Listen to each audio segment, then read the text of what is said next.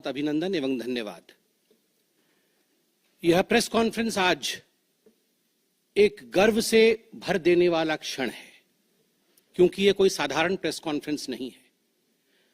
मैं बैठा जरूर भारतीय जनता पार्टी के कक्ष में हूं, हेड ऑफिस में हूं, मगर मुझे लगता है मैं केवल एक भारतीय जनता पार्टी के प्रवक्ता के नाते नहीं, केवल भारतीय जनता पार्टी के एक सांसद या कार्यकर्ता के नाते नहीं, एक भारतीय के नाते, एक इंडियन के नाते आज ये प्रेस कॉन्फ्रेंस कर रहा हूं। क्योंकि जिस प्रकार का टेरर डेमोलिशन, जिस प्रकार आतंकवाद का खात्मा बीते कुछ दिनों में हमने भारतवर्ष में देखा है, भारतवर्ष ने जिस प्रकार से पाकिस्तान में आतंकी अड्डों को ऑपरेशन सिंदूर के माध्यम से समाप्त किया है, वह अपने आप में पूरे विश्व में एक संदेश भेजता है, एक निर्णायक संदेश। आतंकवाद के खिलाफ लड़ाई के विरोध, आतंकवाद के खिलाफ एक निर्णायक संदेश। इसलिए आज का ये प्रेस कॉन्फ्रेंस, इसको संबोधित करते हुए मुझे गर्व की अनुभूति हो रही है। अदम्य साहस का परिचय दिया है भारत की सेना ने, अदम्य साहस। आज भारतीय जनता पार्टी और हम सभी कार्यकर्ता, आज सारा भारत धन्यवाद करता है भारत की आर्मी का, भारत की सेना का, भारत की एयरफोर्स का, भारत की नेवी का और उन तमाम जाबाज सेनानियों का जिनके कारण आज ऑपरेशन सिंदूर सफल हुआ है। अगर सही मायने में देखा जाए तो ऑपरेशन सिंदूर और उसके विषय में पूरा हिंदुस्तान आज जानता है, क्योंकि कई प्रेस कॉन्फ्रेंसेस हुए। कल भी तीनों डीजीएमओ ने मिलकर के देश को संबोधित किया और तमाम तथ्य जो देश जानना चाहता था उसे उन्होंने हमारे समक्ष रखा। मगर मुझे लगता है कि एक आम नागरिक के भाषा में, बहुत साधारण भाषा में आज मैं आपको बताना चाहूंगा कि ये जो ऑपरेशन सिंदूर हुआ है, किस प्रकार से इससे हिंदुस्तान आतंकवाद के खिलाफ लड़ने में एक निर्णायक भूमिका हिंदुस्तान ने अदा किया है। आप सभी जानते हैं 22 तारीख का वो दिन, that unfortunate day on 22nd of April, जब पहलगाम में 26 लोगों का नृशंस हत्या कर दिया गया था आतंकवादियों द्वारा। वह आतंकवादी जो पाकिस्तान से आए थे, वह आतंकवादी जो पाकिस्तान द्वारा प्रशिक्षित किए गए थे, आतंकवादियों द्वारा प्रशिक्षित किए गए थे। उनमें 25 भारतीय थे और एक नेपाली नागरिक था। प्रधानमंत्री श्री नरेंद्र मोदी उस समय विदेश दौरे में थे, सऊदी अरब में थे। प्रधानमंत्री नरेंद्र मोदी तुरंत भारत लौट के आते हैं और उन्होंने जनता की बात को सुना। जनता ने उस समय एक मांग रखी कि आतंकवाद के ऊपर हमला हो, हमें बदला लेना है पहलगाम के इस आतंकवादी हमले का। प्रधानमंत्री ने बिहार की भूमि से ऐलान किया और यह वादा किया कि मैं वादा करता हूं कि जो आपकी इच्छा है कि आतंकवाद के खिलाफ हमला होगा, हम पहलगाम के इस आतंकवादी हमले का बदला लेंगे। We will avenge the death of 26 people.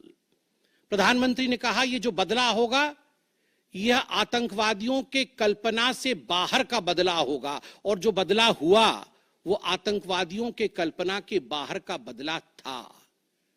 प्रधानमंत्री जी ने कहा कि हम घुस के मारेंगे और मिट्टी में मिलाएंगे आतंकवादी के ठिकानों को, और आतंकवादियों के ठिकानों को प्रधानमंत्री नरेंद्र मोदी जी के निर्णय ने और हमारे सेना के अदम्य साहस ने मिट्टी में मिलाने का काम किया। यह वादा प्रधानमंत्री नरेंद्र मोदी जी का था। 22 तारीख से 7 मई तक लगभग ये 14 दिन आप सभी ने देखा, पूरे भारतवर्ष में एक प्रकार से एक माहौल टेंशन का था, प्रेशर का था कि तुरंत निर्णय किया जाए, तुरंत एक्शन में आया जाए। बहुत सूझबूझ के साथ, सोच समझ करके, स्ट्रैटेजी के साथ पाकिस्तान भी जानता था कि हमला होगा, एयर स्ट्राइक पहले हो चुका था, किस प्रकार सर्जिकल स्ट्राइक पहले हो चुकी थी। पाकिस्तान पूरी तरह जानता था कि इस बार भी छोड़ा नहीं जाएगा, मगर उसके बावजूद पाकिस्तान इतना दिमाग लगाने के पश्चात वह डेट नहीं जान पाया जिस दिन यह हमला होना था। 22 तारीख से 7 तारीख के बीच में कुछ नॉन मिलिट्री एक्शंस जिन्होंने पाकिस्तान को कमजोर किया, वह प्रधानमंत्री नरेंद्र मोदी जी ने और भारत की सरकार ने लिया।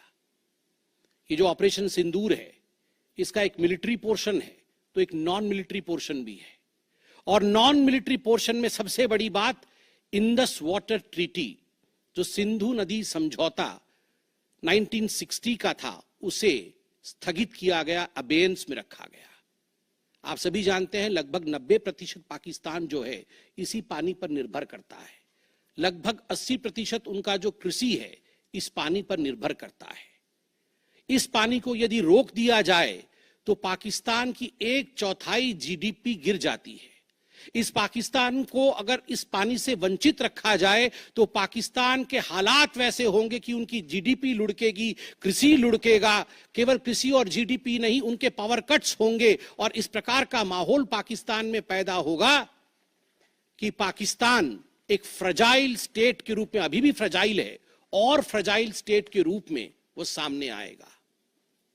झेलम और चनाब अब संपूर्ण रूप से भारत सरकार के अधिकार में है, अधिकार क्षेत्र में है। और जिस प्रकार से यहां हम बांध बनाने की और रिवर को आगे बढ़ाने की बात कर रहे हैं, नए रिजर्वॉयर, इरिगेशन और हाइड्रो पावर से जम्मू कश्मीर, लद्दाख, पंजाब एवं हरियाणा, इन राज्यों को बहुत फायदा मिलने वाला है। ये कहा गया कि पानी और खून एक साथ नहीं बहेगा। मित्रों, जरा सोच के देखिए, 50 वर्षों तक जो संभव नहीं हुआ था, किसी भी युद्ध में यह संभव नहीं हुआ था कि इंडस वाटर ट्रीटी को रोक दिया जाए। जो संभव नहीं हुआ था वह असंभव काम संभव हुआ इस बार। अटारी वाघा बॉर्डर को भी रोक दिया गया। दोनों देशों के बीच में कोई ट्रेड नहीं होगा और इसका खामियाजा कोई भुगतेगा तो वो पाकिस्तान की इकोनॉमी भुगतेगी।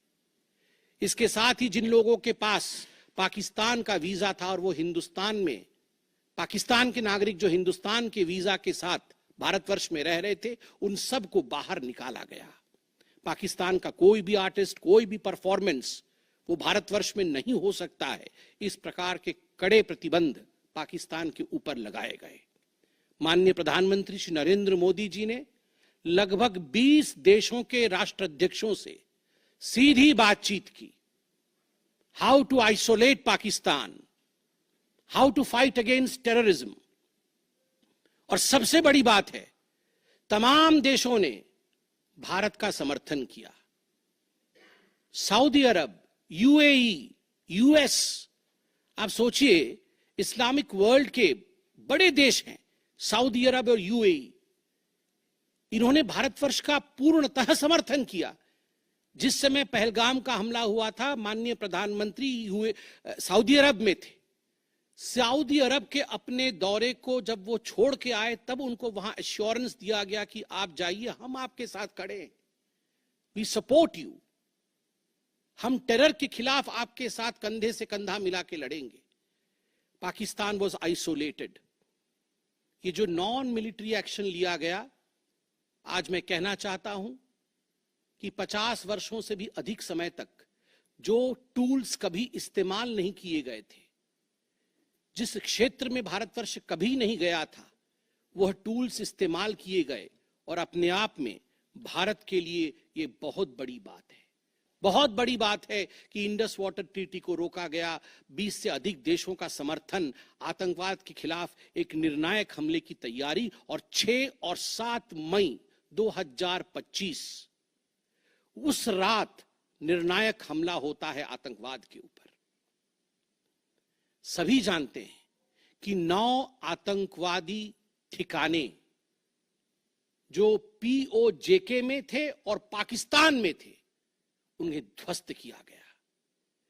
यह ऑपरेशन सिंदूर एक बहुत बड़ा दायरा तय करता है। इसने पूरे विश्व को दिखाया कि भारतवर्ष क्या कर सकता है।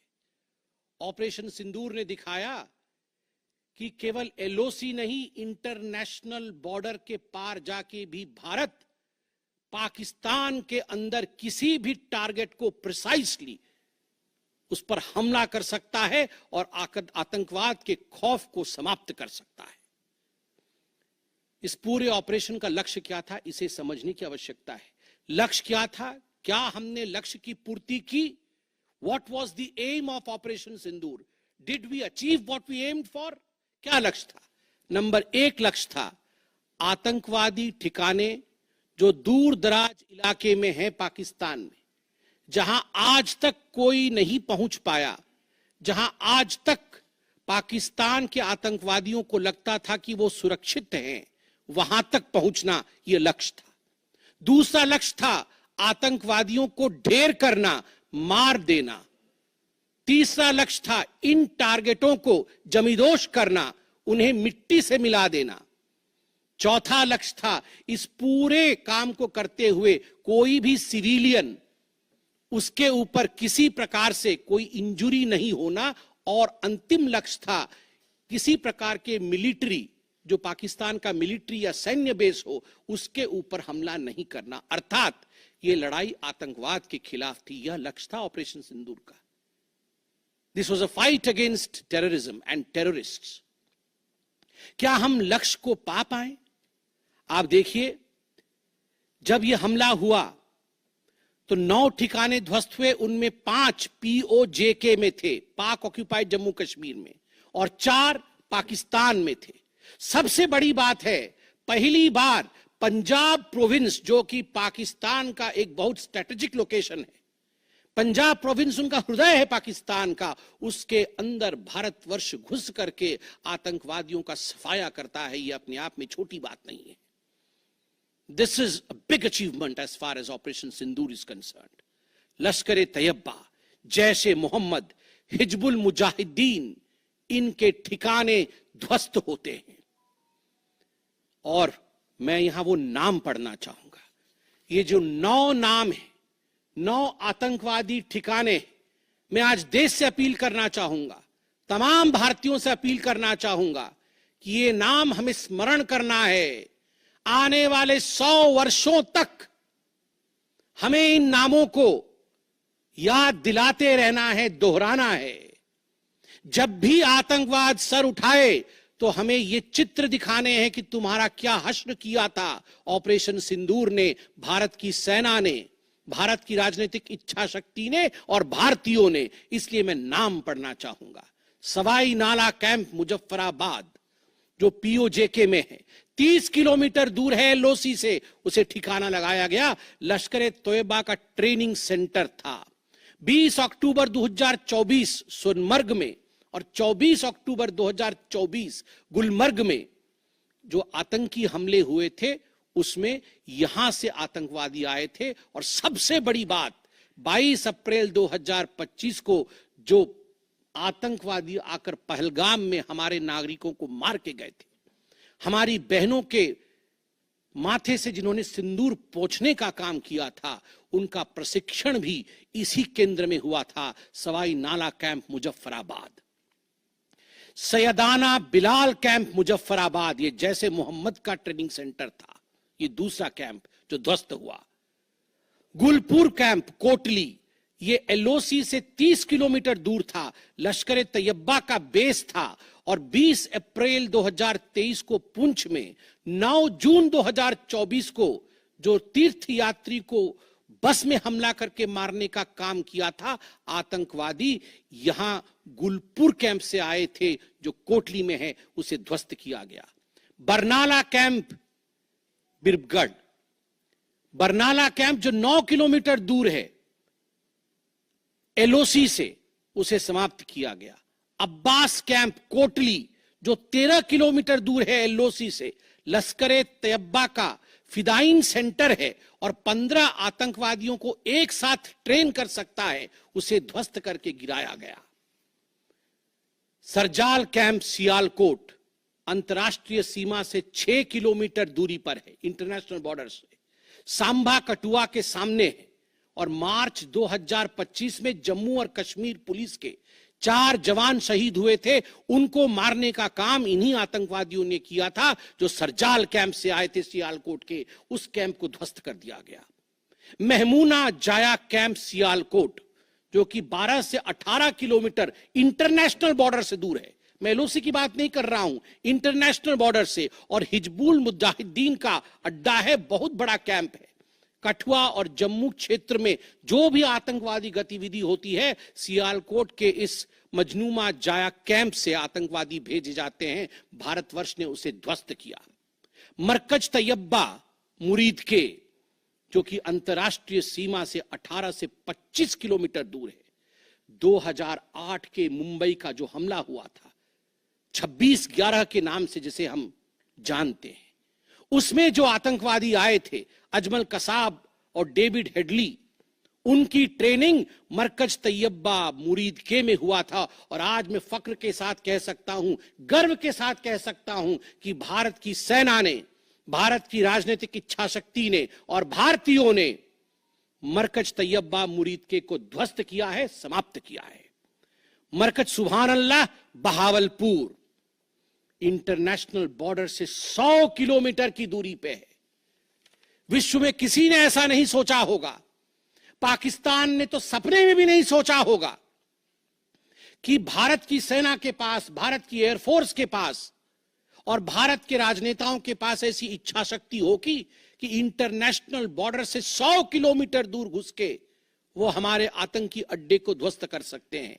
मरकज सुभान अल्लाह, जो कि जैशे मोहम्मद का मुख्यालय था, उस मुख्यालय को भारत की वायुसेना ने ध्वस्त किया। यह कोई छोटा विषय नहीं है। यह बहावलपुर एक ऐसा स्थान है जहां यूनाइटेड स्टेट्स, यूएस भी अपने ड्रोन नहीं भेज पाया था। उस जगह पे भारत घुस के मारता है। आज का भारत, आज का नया भारत यही है। ये नाम, जो 9 नाम मैंने पढ़े, हमें याद रखने चाहिए, मगर उन नामों के साथ मैं कुछ और भी बताना चाहता हूं। जो आतंकवादी मारे गए, एक लक्ष्य था आतंक के ठिकानों को, आतंक के अड्डों को सफाई करना, ध्वस्त कर देना। दूसरा लक्ष्य था ऑपरेशन सिंदूर का, आतंकवादियों को चुन चुन कर मारना, उन्हें मिट्टी में मिलाना। 100 से अधिक आतंकवादी मारे गए, 100 से अधिक। मैं कुछ आतंकवादियों के नाम पढ़ता हूं जिनको कि हम डिस्कस करते थे डिबेट्स में, टीवी पे, यूएन में, जिनको कि यूएस ने भी कंडेम कर रखा था। मैं नाम पढ़ रहा हूं। मुदस्सर कादियान खास उर्फ मुदस्सर उर्फ अबू जुंदाल। अबू जुंदाल नाम से हम जानते थे इस आतंकवादी को। और जो लश्कर तैयबा का आतंकवादी था, वो मरकज तैयबा का जो मुरीद के में है, उसका इंचार्ज था। जब वो मरा तो उसके गार्ड ऑफ ऑनर, उसका जो जनाजा निकला, उसमें पाकिस्तान के आर्मी के अधिकारी थे, पाकिस्तान आर्मी के चीफ थे, पंजाब सीएम मरियम नवाज भी उसमें रही। आप सोचिए, ये एक सरकारी जमीन पर हुई और तमाम बड़े लोग, सरकारी लोग पाकिस्तान के उसमें शामिल हुए, जिससे कि यह सिद्ध होता है कि terror and the sponsors of terror are hand in glove together. आतंकवादी और जो आतंकवादियों को बढ़ावा देने वाले, वो एक साथ काम करते हैं। दूसरा, हाफिज मोहम्मद जमील, ये जैशे मोहम्मद का आतंकवादी है। ये ब्रदर इन लॉ, साला था मौलाना मसूर अजहर का, और इंचार्ज था मरकज सुभान अल्लाह बहावलपुर का, वह भी मारा गया। तीसरा आतंकवादी मोहम्मद यूसुफ अजहर उर्फ उस्ताद जी उर्फ मोहम्मद सलीम उर्फ घोशी साहब, जैसे मोहम्मद का नामी आतंकवादी, और यह भी मौलाना मसूद अजहर से जुड़ा हुआ था और यह वेपन ट्रेनिंग देता था जैशे मोहम्मद का। और सबसे बड़ी बात, IC-184 के हाईजैकिंग में इसका हाथ था। IC-814 के हाईजैकिंग में इसका हाथ था, वह भी मारा जाता है। चौथा आतंकवादी खालिद उर्फ अबू अक्स का। खालिद ये लश्कर तैयबा का आतंकवादी था, फैसलाबाद में मारा गया और वहां उसका फ्यूनरल होता है। अब मैं ये तस्वीर दिखाना चाहूंगा, आप ये तस्वीर देखिए। ये तस्वीर कोई साधारण तस्वीर नहीं है, यह तस्वीर है उन आतंकवादियों का जिनका जनाजा निकला। और इस तस्वीर में मैं दिखाना चाहूंगा कि ये जो खड़ा है सामने व्यक्ति, इस व्यक्ति का नाम है, ये एलईटी का कमांडर है, लश्कर ए तैयबा का कमांडर है अब्दुल रऊफ। अब्दुल रऊफ जो खुद एक स्पेशली डेजिग्नेटेड ग्लोबल टेररिस्ट, जिसको यूएस के ट्रेजरी बेंच ने डेजिग्नेट कर रखा है, अमेरिका के ट्रेजरी बेंच ने इसे आतंकवादी घोषित कर रखा है, वह सामने खड़ा है जनाजे में। और उसके पीछे जो खड़े हैं, मैं एक एक करके नाम पढ़ता हूं। लेफ्टिनेंट जनरल फैयाज हुसैन शाह, जो कि लेफ्टिनेंट जनरल है पाकिस्तान आर्मी के। मेजर जनरल राव इमरान सरताज, जो कि मेजर जनरल है पाकिस्तान आर्मी के। ब्रिगेडियर मोहम्मद फुरकान शब्बीर, पाकिस्तान आर्मी के। Doctor Usman Anwar, IGP Punjab. और Malik Sohaib Ahmed Barth, member of provincial assembly of Punjab. ये बड़े बड़े लोग, तथाकथित सरकार के बड़े बड़े लोग, पाकिस्तान के आतंकवादियों के जनाजा में शामिल होने आए हैं। और जनाजे को लीड कर रहा है एक आतंकवादी, डेजिग्नेटेड आतंकवादी। और आप देखिए ये बिफोर और आफ्टर, ये जितने भी मैंने आपको अभी आतंकवादी ठिकानों का नाम बताया, किस प्रकार उनकी परिस्थिति थी और क्या उनकी परिस्थिति हुई, यह इस तस्वीर से हम देख सकते हैं। तो उद्देश्य मैं बता रहा था, ऑपरेशन सिंदूर का उद्देश्य बहुत स्पष्ट था। उसका उद्देश्य था आतंकवाद के ठिकाने को ध्वस्त करना, आतंकवादियों को मारना और आतंकवाद के खिलाफ एक संदेश भेजना। और उसमें हम सफल हुए। पहली बार एक बात पूरे विश्व ने देखा कि पाकिस्तान का हर इंच भारत के पहुंच के अंदर है। कोई कोना पाकिस्तान का ऐसा नहीं है जो भारत के पहुंच से बाहर हो। और आप सोच के देखिए, पाकिस्तान का एयर डिफेंस सिस्टम फेल हो जाता है। पाकिस्तान का एयर डिफेंस सिस्टम फेल हो जाता है। जिस समय 6 और 7 के रात के बीच ये पूरी कार्यवाही हो रही थी, रफाल विमान द्वारा स्काल्प और हैमर मिसाइल्स के माध्यम से 23 मिनट के अंदर, 23 मिनट्स के अंदर एक विंडो था, जिस विंडो के अंदर ये 9 के 9 आतंकवादी ठिकाने उन्हें ध्वस्त कर दिए गए। 23 मिनट में पूरा विश्व ने देखा कि भारत क्या कर सकता है। मुझे लगता है पूरे विश्व में इस प्रकार से 23 मिनट के अंदर इतने प्रेसिशन के साथ आतंकवादी ठिकानों पर हमला किसी देश ने पहले किया होगा। और जब यह पूरा एक्सरसाइज समाप्त हुआ, उसके बाद जब हमारे एमईए ने, हमारी आर्मी ने प्रेस कॉन्फ्रेंस किया, तो उसमें कुछ 4 शब्द बहुत महत्वपूर्ण थे। वो 4 शब्द हैं controlled, precise, measured, non escalatory. हमने ये जो 9 अड्डे ध्वस्त किए वो कंट्रोल्ड तरीके से ध्वस्त किए। प्रिसाइज, कोई सिविलियन अड्डा या कोई मिलिट्री टारगेट नहीं था, प्रिसाइज टारगेट था, आतंकवादी ठिकाने, उनको ध्वस्त कर दिए। मेजर्ड, जितना ध्वस्त करना था उतना ध्वस्त किया, उसके अगल बगल के किसी स्ट्रक्चर को ध्वस्त नहीं किया। जहां आतंकवादी थे उनके ठिकाने में घुस के उनको मार के निकले। और नॉन एस्केलेटरी मतलब युद्ध को बढ़ाने वाला नहीं, नॉन एस्केलेटरी, क्योंकि the primary escalation was Pahalgam. जो मूल एस्केलेशन था वो 22 अप्रैल को पहलगाम में पाकिस्तान ने किया था। हमने रिएक्ट किया नॉन एस्केलेटरी। ये 4 शब्द अपने आप को परिभाषित करते हैं कि ऑपरेशन सिंदूर का लक्ष्य क्या था। ऑपरेशन सिंदूर का जो लक्ष्य था, ऑपरेशन सिंदूर ने उसे 100% पूर्ण किया, 100% पूर्ण किया।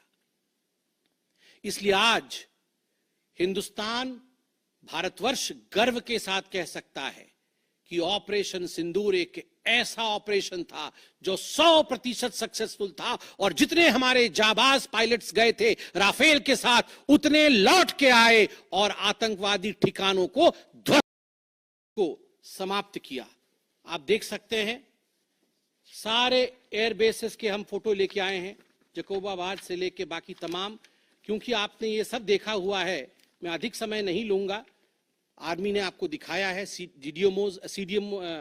डीजीएमओज ने आपको दिखाया है, इसलिए मैं इसको आपको दिखा के दोबारा I would not like to take much time, but मैं रिमाइंड करना चाहूंगा कि 11 एयर बेसेस को हमने ध्वस्त किया। और इसमें एक बड़ा विषय है, पहली बार विश्व में किसी देश ने एक न्यूक्लियर कंट्री के अंदर घुस करके उनके एयर बेसेस को समाप्त करने का काम किया। पाकिस्तान एक न्यूक्लियर कंट्री है, उसके अंदर घुस करके उनके एयर बेसेस को 20% पाकिस्तान के एयरफोर्स के इंफ्रास्ट्रक्चर को भारतवर्ष ने नाकाम कर दिया। 20% of PAF's infra was destroyed by India. Just imagine, एक न्यूक्लियर कंट्री है उसमें घुसकर मारना, यह अपने आप में पूरे विश्व में पहला इंस्टेंस है। और भुलारी एयरबेस में 50 PAF पाकिस्तान एयरफोर्स के जवान मारे गए, जिसमें स्क्वाड्रन लीडर उस्मान यूसुफ भी मारे गए। कुल मिलाकर के 9 आतंकी ठिकाने, 11 एयरबेस, 100 से अधिक आतंकी, 50 जवान और अपनी इज्जत, यह पाकिस्तान ने खोया है। I repeat, what Pakistan has lost via operation Sindoor, 9 आतंकी ठिकाने, बड़े बड़े आतंकी ठिकाने, 11 एयरबेस, 100 से अधिक आतंकवादी, 50 से अधिक जवान और अपनी इज्जत, यह पाकिस्तान ने खोया है। यह झटका पाकिस्तान सह नहीं पाया और उनके डीजीएमओ का 10 तारीख को ही फोन आया, और उसके पश्चात मैं कहूंगा यह सीज फायर नहीं, ये एक अंडरस्टैंडिंग है। ये एक अंडरस्टैंडिंग है कि यदि भविष्य में किसी प्रकार का कोई भी आतंकी हमला होता है तो यह अंडरस्टैंडिंग तोड़ दी जाएगी। हमने करके दिखाया है, जो पहले कभी नहीं हुआ था वो हुआ है इस बार, अंदर घुस के मारा है हमने, ये एक अंडरस्टैंडिंग है। और सबसे बड़ी बात है, पाकिस्तान में उनके मौलाना, उनके मौलवियों ने पाकिस्तान का साथ नहीं दिया, मगर हिंदुस्तान की एकता देखिए, हिंदुस्तान का भाईचारा देखिए, पूरा देश एक होकर खड़ा हुआ, पूरा देश सेना के पीछे, सेना के अदम्य साहस के पीछे, हमारी राजनीतिक इच्छा शक्ति के पीछे पूरा भारत एक होकर खड़ा हुआ। और आज मैं कहना चाहता हूं कि आज पाकिस्तान पूरे विश्व में अलग थलग पड़ा है। पहले भी ऐसे वक्त थे, अनेकों प्रयास भारतवर्ष करता था। पहले हम सबूत देते थे, प्रयास करते थे डोजियर के माध्यम से पाकिस्तान को प्रूफ दे आतंकवाद का। वो डोजियर लेती थी मगर उस पर काम नहीं करती थी। मगर आज नए भारतवर्ष ने पाकिस्तान को बख्शा नहीं है। आतंकवाद के खिलाफ एक निर्णायक लड़ाई हुई है और प्रधानमंत्री जी ने स्पष्ट कहा है, वहां से यदि गोली आती है तो यहां से गोला जाएगा। इसी के साथ मैं अपने वक्तव्य को समाप्त करता हूं। कोई प्रश्न हो तो अवश्य पूछे। कमलेश जी।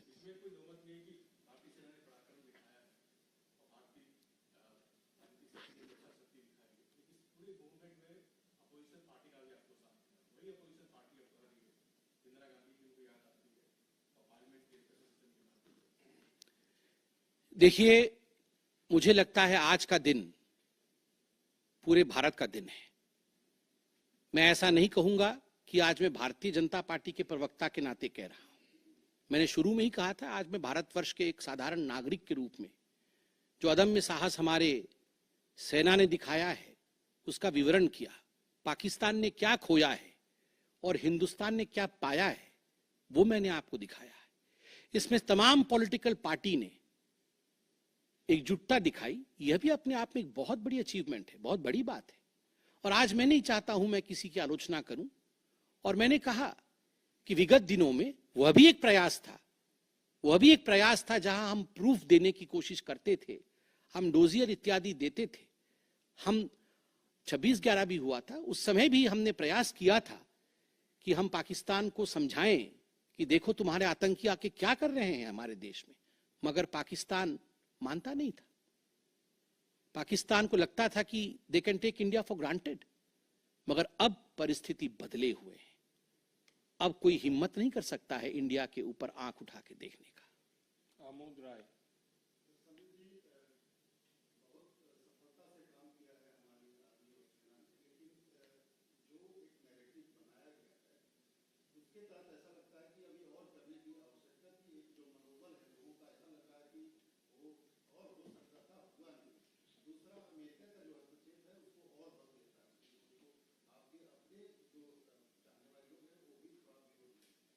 आपके दो प्रश्न हैं।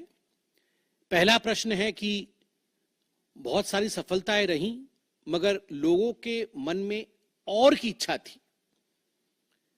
दूसरा प्रश्न हस्तक्षेप को लेकर है। मैं दोनों का सटीक उत्तर दूंगा। नंबर 1, मैंने आपको इस प्रेस कॉन्फ्रेंस के माध्यम से आरंभ में ही बता दिया कि ऑपरेशन सिंदूर का लक्ष्य क्या था।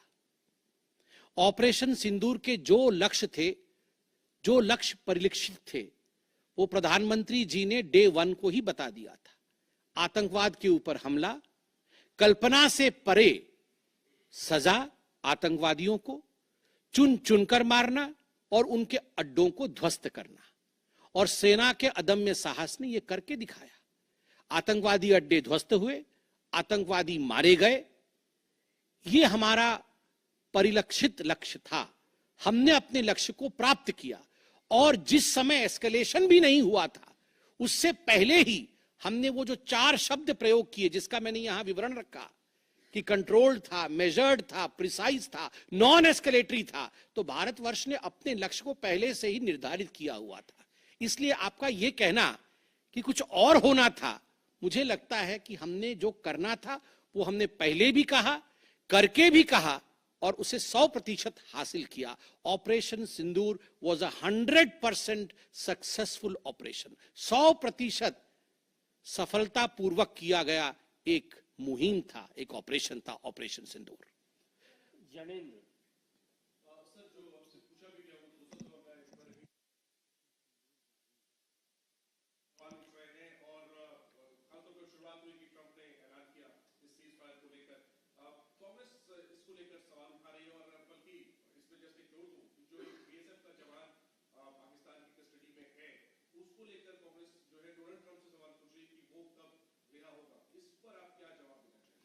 देखिए, पहली बात तो है, जहां तक मध्यस्थता इत्यादि का विषय है, मैंने बहुत स्पष्ट रूप से कहा अभी, जितना मेरे डोमेन में नॉलेज है, और डीजीएमओज ने अपने प्रेस कॉन्फ्रेंस में एक बार नहीं कई बार कहा कि फोन हमारे डीजीएमओ को पाकिस्तान के डीजीएमओ का आया था। पाकिस्तान के डीजीएमओ ने कहा कि there should be some kind of stoppage, और चूंकि हमारा लक्ष्य पूर्ण हो चुका था, हम तो शुरू से ही एस्केलेशन के फेवर में नहीं थे। एस्केलेशन नहीं होना चाहिए था, नॉन एस्केलेटरी था। पाकिस्तान के डीजीएमओ ने फोन किया। दूसरे देशों का फोन, जहां तक दूसरे देशों का फोन आने का सवाल है, देखिए, ऐसी परिस्थितियों में तमाम देश एक दूसरे को फोन करते हैं। सभी देश एक दूसरे को फोन करते हैं, क्या मदद कर सकते हैं, किस प्रकार से कूल डाउन हो सकता है, इस विषयों पर चर्चा होती है। भारतवर्ष यूक्रेन भी फोन करता है, भारतवर्ष रशिया भी फोन करता है, सब जगह फोन करते हैं, हर कोई एक दूसरे को फोन करता है। इसमें किसी प्रकार का मगर संशय नहीं है कि डीजीएमओ पाकिस्तान ने फोन किया भारतवर्ष के डीजीएमओ को सीज फायर डिमांड करते हुए, रिक्वेस्ट करते हुए, डिमांड नहीं रिक्वेस्ट करते हुए। और कोई प्रश्न?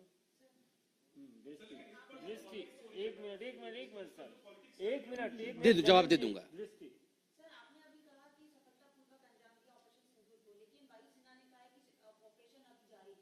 बिल्कुल, ऑपरेशन अभी जारी है, और मैंने कहा, माननीय प्रधानमंत्री जी ने स्वयं कहा है, गोली आएगी तो गोला जाएगा। तो अगर गोली आएगी तो गोला जाएगा, तो इसलिए ऑपरेशन सिंदूर समाप्त नहीं हुआ है। इंतजार कि अगर आंख उठाया तो उसका जवाब दिया जाएगा। देखिए, ये आपको क्या लगता है, इन प्रश्नों का जवाब कि जंग के लिए हमारी क्या तैयारी है, इसका जवाब प्रवक्ता देंगे। इसका जवाब तो जहां उचित फोरम में होना चाहिए वो देंगे।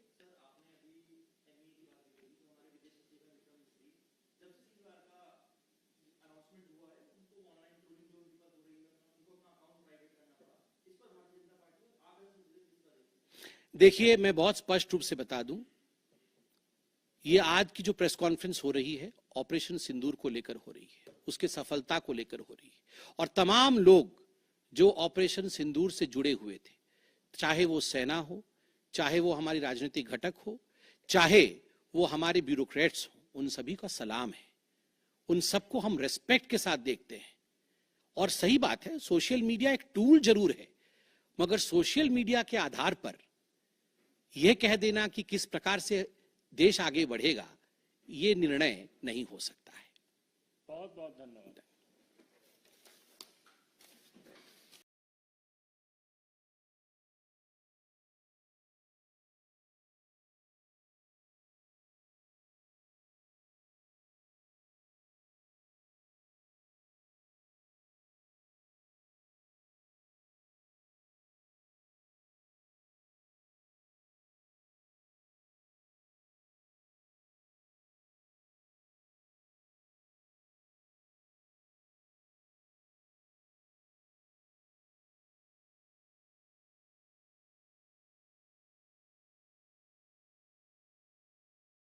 The mark you see on my nail is a mark of a person who's just voted.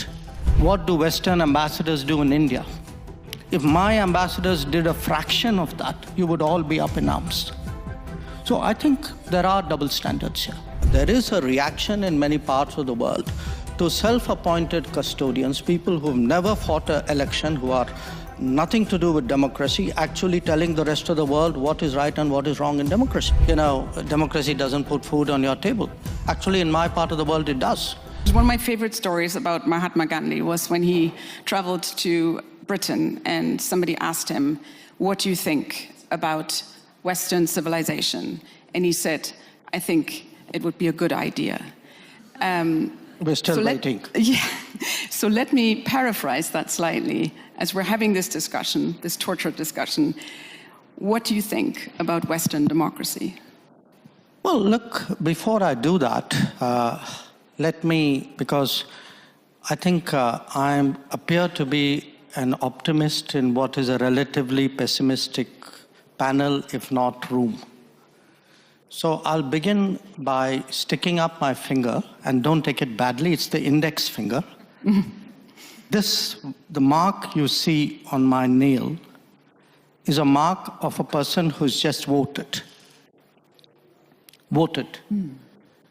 We just had an election in my state, just over.